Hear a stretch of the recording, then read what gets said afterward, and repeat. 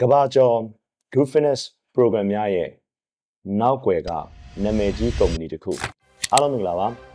level up တက်ပိုင်းလေးကြိုဆိုပါရစေကျွန်တော်တက်ပိုင်းပါကျွန်တော်ဒီနေ့ share လုပ်ပေးခြင်းတဲ့အကြောင်းကတော့ကျွန်တော်တို့ group fitness နယ်ပယ်မှာနာမည်ကြီး program တွေရဲ့နောက်ွယ်ကကဘာကျော်ကုမ္ပဏီတစ်ခုအကြောင်းကိုပြောပြချင်ပါတယ်ဆိုတော့အဲ့ဒါတော့ Let's Me ကုမ္ပဏီဖြစ်ပါတယ်ဆိုတော့ New Zealand အခြေစိုက်ကုမ္ပဏီတစ်ခုဖြစ်တယ်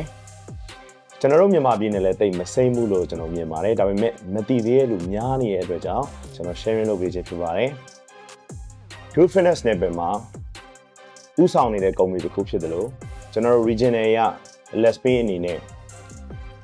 ဒီ Let's Me အဖွဲ့တွေအများကြီးရှိပါတယ်ဆိုတော့ကျွန်တော်တို့မြန်မာနိုင်ငံကတော့မြန်မာတို့ထိုင်းတို့ဒီစင်ကာပူကတော့ Let's Me Asia Pacific အောက်ကနေရှိပါတယ် Let's Me မှာmain program 73ခုရှိတယ်လို့ကျွန်တော် Born to Move ဆိုတဲ့ကလေးတွေအတွက်လည်း program တွေရှိပါတယ် so ဒီ main program တွေထဲမှာကျွန်တော်တို့နိုင်ငံရောကမ္ဘာမှာရောနာမည်အကြီးဆုံး program 3ခုကိုပြောရဆိုရင် body combat body pump body balance တို့ဖြစ်ပါတယ် so ကျွန်တော်တို့နိုင်ငံမှာတော့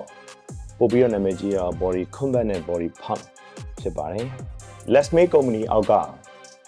program တိုင်းဟာကျွန်တော်တို့ gym တွေမှာသင်ရမယ်ဆိုရင်license ဝယ်ရမှာဖြစ်တယ်လို့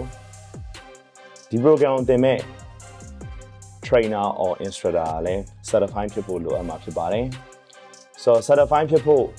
ဒါကျွန်တော်တို့နိုင်ငံမှာနာမည်ကြီးပြီးသားဖြစ်တဲ့ body pump body combat body balance certified တွေအများကြီးရှိပါတယ် so certified ဖြစ်ဖို့အတွက်ဆိုရင်တော့ကျွန်တော်တို့အနေနဲ့ဒီ Let's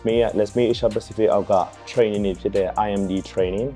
initial module training တွေကိုတက်ဖို့လိုပါတယ် so initial module training ကဘယ်လိုပုံစံနဲ့သွားရလဲဆိုရင်ဒီ3 days ရှိပါတယ်3 days မှာ day 1 day 2အရင်သွားတယ်ပြီးပြီဆိုရင်ကျွန်တော်တို့10ပတ်နားပြီးတော့8 weeks နားပြီးတော့ကျွန်တော်တို့ day 3နောက်ဆုံး assessment day ကိုသွားရမှာဖြစ်ပါတယ်ဆိုတော့ so IMD အနေနဲ့ဆိုရင် initial module training အနေနဲ့ဆိုရင် in person လည်းရှိသလိုကျွန်တော်တို့ online လည်းရှိပါတယ်ကဲ Let's Make program တွေကိုကျွန်တော်တို့မြန်မာနိုင်ငံမှာကြိုက်တဲ့လူတွေဘယ်နှယောက်များရှိမလဲမသိဘူးဗျဆိုတော့ဒီဗီဒီယိုရဲ့အောက်မှာကိုကဘယ် program ကိုကြိုက်လဲနောက်ပြီးတော့အဲ့ဒီ program ကိုတပတ်ကိုဘယ်နှခါလောက် join ဖြစ်လဲဆိုတာကိုမှန်းခဲ့ပေးပါအောင်ဗျဆိုတော့အားလုံးကျေးဇူးအများကြီးတင်ပါတယ်